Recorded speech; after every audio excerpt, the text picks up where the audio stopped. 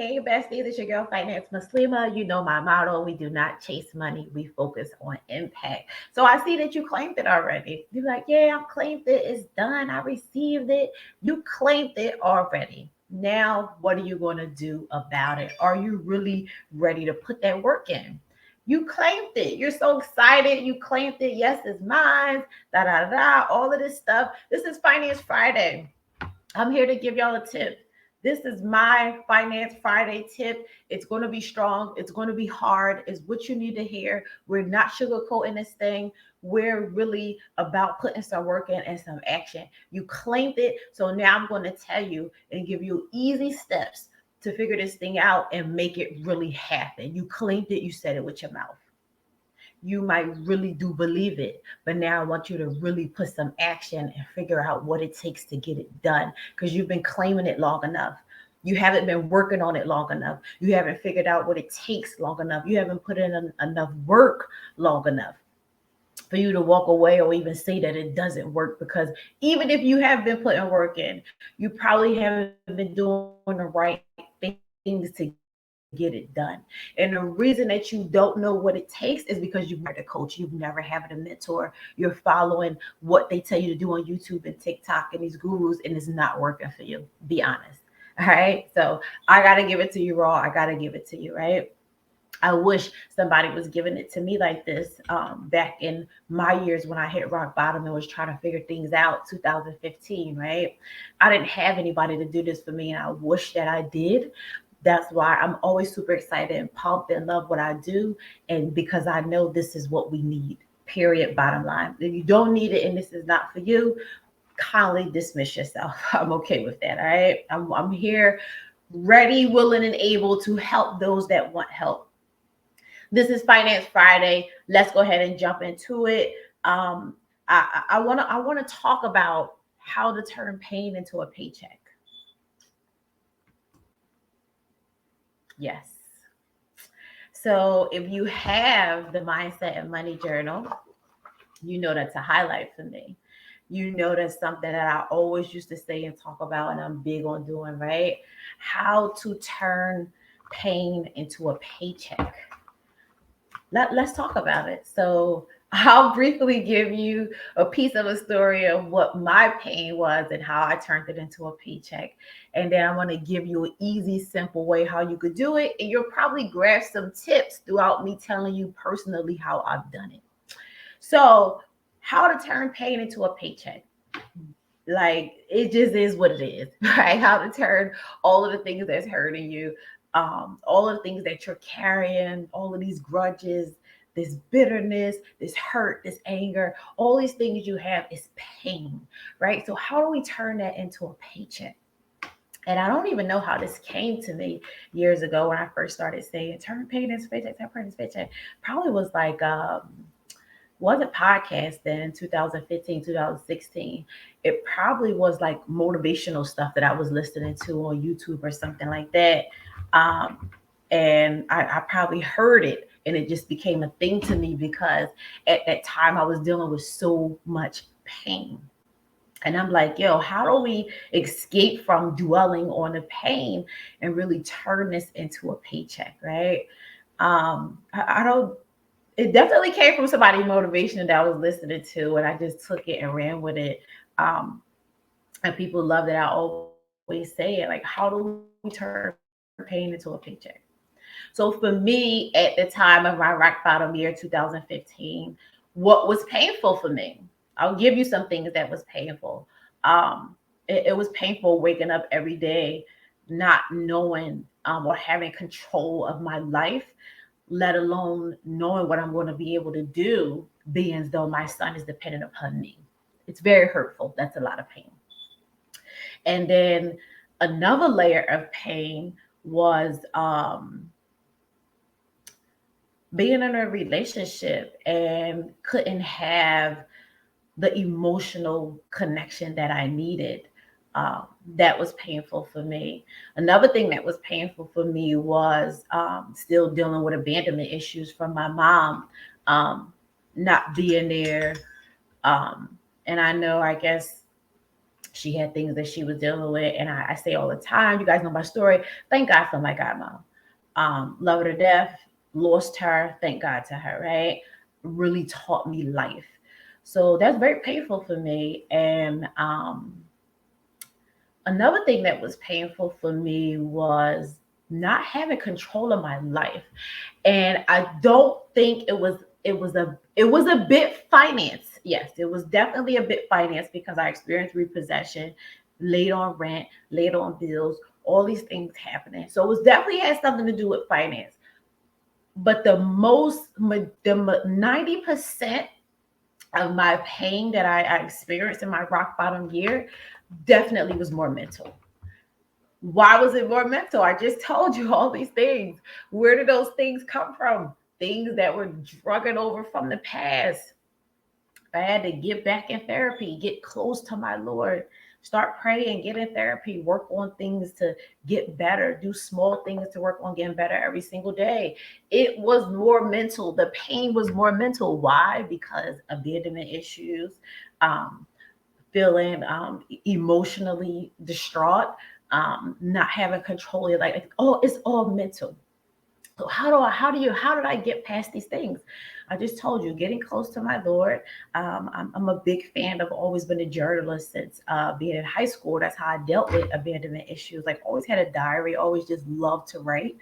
Um, and that's how, and to this day, I'm grateful for have done, that skill, or mastered that, because it led me into learning how to manifest in my life. Um, and like, I had to do small things every single day. Like, it definitely was about, in order to escape the pain, along with God, along with therapy, it was people, places, and things. People, places, and things. So the people part of it, a huge part had gone away, because now I'm in Charlotte. I'm not in Philly no more. Um, I'm away from what I felt like was distraction for me. Trying to figure out who I was, trying to grow, and not even really knowing where to begin. So the people thing was an issue. The places wasn't an issue, because now I'm in Charlotte, North Carolina. I'm no longer partying every weekend. I'm not doing all of these things that cost so much money in entertainment. I'm not trying to figure out who I am in that aspect anymore, right? And then the things no longer was the issue either, being in Charlotte, North Carolina, because I wasn't in the city, and my environment, my neighborhood growing up, no longer where I felt like I had to be this person, or wear these things, or have do these things in order to be amongst the masses. Let's just be honest. We're gonna talk. Let's talk. So I didn't have, the people, places, and things was a huge shift for me. So now it's like, okay, we need some deeper self development. I had to dig deeper and figure out who I really was, what my purpose is. How do we figure out who we are? You gotta master blocking out the noise from life. Life is very loud. I teach you guys, and I tell you, it's super important. Get off these internets, go on do not disturb. Nobody says do it every day, but you got to have at least one day a week. And that's where I always tell you guys, self-care Sunday. I don't care if you do it for 30 minutes or an hour, like, just practice doing it. When you master learning how to detach, it's mental. It's all mental. I'm telling you, right? And then getting that deep connection with self. This is where the work come in. This is what a lot of you are afraid to do. This is where the work come in. Are you ready, willing, and able to sit with self, to learn self, to know what makes self happy? Not your husband, not your children, not your co-workers, not your family. Self. Are you ready, willing, and able? A lot of people aren't. Millions and millions of women around the world just live on autopilot every single day, and do what is and like normalize doing what it takes to make everyone else happy except themselves. And the reason that I didn't know what made me happy until my son moved out the house in 10th grade, moved with his father. You want to know the reason I didn't know what made me happy? Because I never knew. It was never about me. It was always about him. And I'm not saying that that's a good thing, because it took me a little longer to figure it out. And that's why I encourage you. It doesn't make you less than a wife, less than a mother, less than a sister, less than any a friend. It doesn't make you less than anything when you focus on self, because if anything, while doing so, you become better, and then I can be more of an asset to these people and my connections versus being a liability. They will love you more for that. You will love yourself more for that. So the work comes into tapping into self and learning self, unnormal, getting rid of all of those old things in your mind of what you do and how you like. It doesn't work.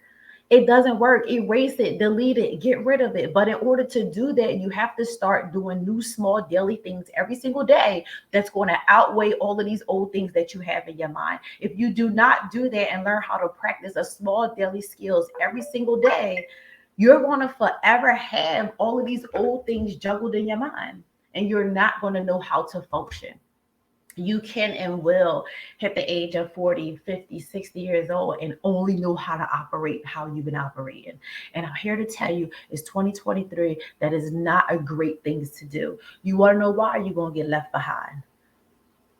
All that negative energy about, oh, what you can't do, and oh, I'm not finna adjust to them. No, it's about adjusting to life, or life will pass you by. So today's Finance Friday tip is going to be learning how to turn your pain into a paycheck. First and foremost, what I want you to do is figure out what your pain is. How do you even know what your pain is? Have you even addressed your pain? Do you even talk about or know what your pain is? Or do you sweep it under the rug and just go with life every day? What is your pain? That's a task that I want y'all to do in the Mindset and Money Planner. If you don't have one, order one. It's a space where you're going to write down what your pain is so that we can address these things and make it better. It's the only way you're going to get better is by addressing the issue. Those of you who want to run, these activities will not be for you. These are for serious women only. Right? So, in order to turn pain into paycheck, we have to first evaluate and understand and know what the pain is. Now, I told you mine, it was abandonment issues, not having control of my life, and not really knowing who I was, right? So, it was a lot of pain with that because you start doing what other people do and you normalize other people's lives, and you're not really living your fullest potential. You don't even know who you are or what you're doing. It's painful because it's consequences that come with those things, and you don't even know why you're doing it, right? So that's mine. I gave you mine. That was my pain and my rock bottom year. Now I want you to write down what is your pain, and then I want you to write down five things. Write down five easy, simple things that you're like, this is what I need to do to turn all of this pain around into a fat paycheck. Let me know how this worked out for you. I promise you it's going to be amazing. I promise you, do not focus or chase the money. When we focus on self development and making an impact and bettering ourselves, I'm telling you, it's going to take you so much farther in life. So, my Finance Friday tip is turning pain into a paycheck.